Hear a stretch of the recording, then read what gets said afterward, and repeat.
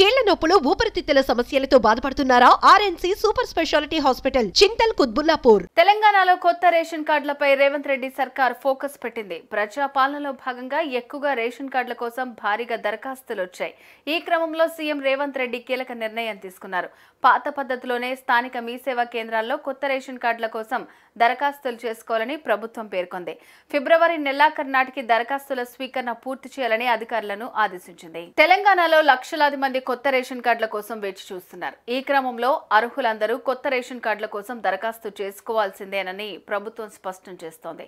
కొత్త రేషన్ కార్డుల కోసం ఎదురు చూస్తున్న వారి సంఖ్య అధికంగా ఉండడంతో దరఖాస్తుల స్వీకరణ కార్యక్రమాన్ని పగడ్బందీగా నిర్వహించేలాగా పౌర సరఫరాల శాఖ కసరత్తు చేస్తోంది.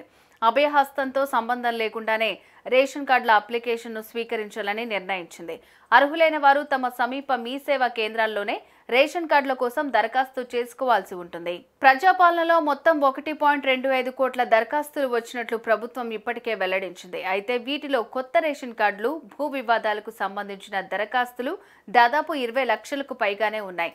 ప్రస్తుతం రాష్ట్రంలో 90 లక్షల మందికి మాత్రమే రేషన్ కార్డులున్నాయి.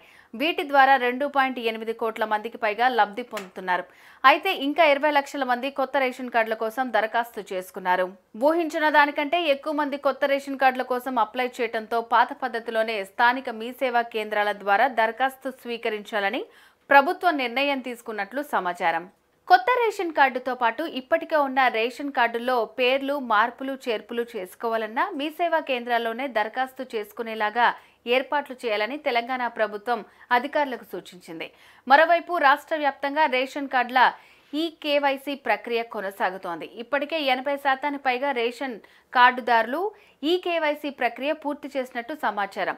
జనవరి 31లోగా రేషన్ దుకాణాలకు వెళ్లి ఈ కేవైసీ ప్రక్రియ పూర్తి చేయాలని అధికారులు సూచించారు.